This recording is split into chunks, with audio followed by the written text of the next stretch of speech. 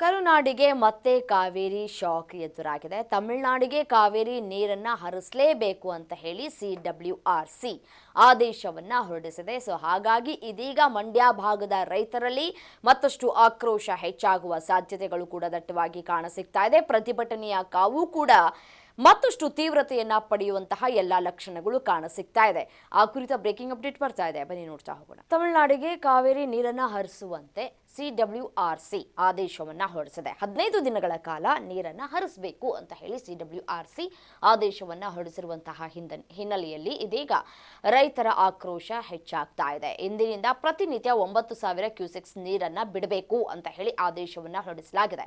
ನಿನ್ನೆ ಸಭೆ ನಡೆದಿತ್ತು. CWRC ನಡೆಸಿದಂತಹ ಸಭೆಯಲ್ಲಿ ಈ ಒಂದು ತೀರ್ಮಾನವನ್ನ ತೆಗೆದುಕೊಳ್ಳಲಾಗಿದೆ. ಸುಪ್ರೀಂ ಕೋರ್ಟ್ನಲ್ಲಿ ಆಗಸ್ಟ್ 31ಕ್ಕೆ ವಿಚಾರಣೆ ಮುಂದೂಡಿಕೆ ಮಾಡಲಾಗಿತ್ತು. ಮುಂದೂಡಿಕೆ ಮಾಡಿದಂತಹ ಬೆನ್ನಲ್ಲೇ ನೀರನ್ನ ಬಿಡಬೇಕು ಅಂತ ಹೇಳಿ CWRC ಇದೀಗ ಆದೇಶವನ್ನ ಹೊರಡಿಸಿದೆ. ನಿನ್ನೆ ಸುಪ್ರೀಂ ಕೋರ್ಟ್ನಲ್ಲಿ ವಾದ ಪ್ರತಿವಾದವನ್ನ ಆಲಿಸಿರುವಂತಹ ನ್ಯಾಯಾಲಯ ಎಷ್ಟು TMC ನೀರನ್ನ ಹರಿಬಿಡಬೇಕು, ಬಿಡಬಾರ್ದು, ಲೆಕ್ಕಾಚಾರವನ್ನ ಕೊಡಿ ಅಂತ ಹೇಳಿ ಕೇಳಿತ್ತು.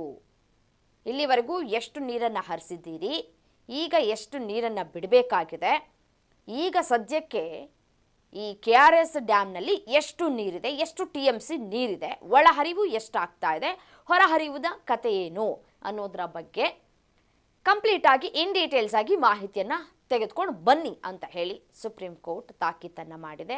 ಹಾಗಾಗಿ ಆಗಸ್ಟ್ 31ಕ್ಕೆ ಅಂದರೆ ಮುಂದಿನ ಸೋಮವಾರಕ್ಕೆ ಈ ಒಂದು ತೀರ್ಮಾನವನ್ನ ಮುಂದೂಡಿಕೆ ಮಾಡಲಾಗಿದೆ, ಅಂದರೆ ಆದೇಶವನ್ನ ಮುಂದೂಡಿಕೆ ಮಾಡಲಾಗಿದೆ. ಈ ಹಿನ್ನೆಲೆಯಲ್ಲಿ ನಿನ್ನೆ CWRC ಸಭೆ ಕೂಡ ಇತ್ತು. ಈ CWRC ಸಭೆಯಲ್ಲಿ ಇದೀಗ ಕರ್ನಾಟಕಕ್ಕೆ ಹಿನ್ನಡೆಯಾಗಿದೆ. ತಮಿಳುನಾಡಿಗೆ ಮೇಲುಗೈ ಸಾಧಿಸುವಲ್ಲಿ ಯಶಸ್ವಿಯಾಗಿದ್ದಾರೆ.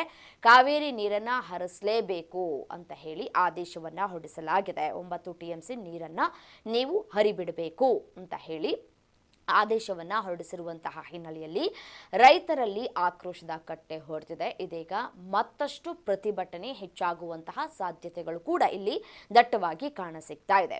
ಇದೇ ರೀತಿಯಾಗಿ CWRC ಆದೇಶವನ್ನ ಪಾಲನೆ ಮಾಡ್ಕೊಂಡು ಬನ್ನಿ, CWMA ಆದೇಶವನ್ನ ಪಾಲನೆ ಮಾಡ್ಕೊಂಡು ಬನ್ನಿ, ರೈತರ ಸಮಸ್ಯೆಗಳಿಗೆ ಕಿವಿಗೊಡಬೇಡಿ, ಕಾವೇರಿ ನೀರನ್ನ ಹರಿಸ್ಕೊಂಡು ಹೋಗ್ತಾ ಇರಿ, ನಾವಿಲ್ಲಿ ರಕ್ತ ಹರಿಸ್ತಾ ಇದ್ದೀವಿ ಅಂತ ಹೇಳಿ ರೈತರು ತಮ್ಮ ಆಕ್ರೋಶವನ್ನ ವ್ಯಕ್ತಪಡಿಸ್ತಾ ಇದ್ದಾರೆ.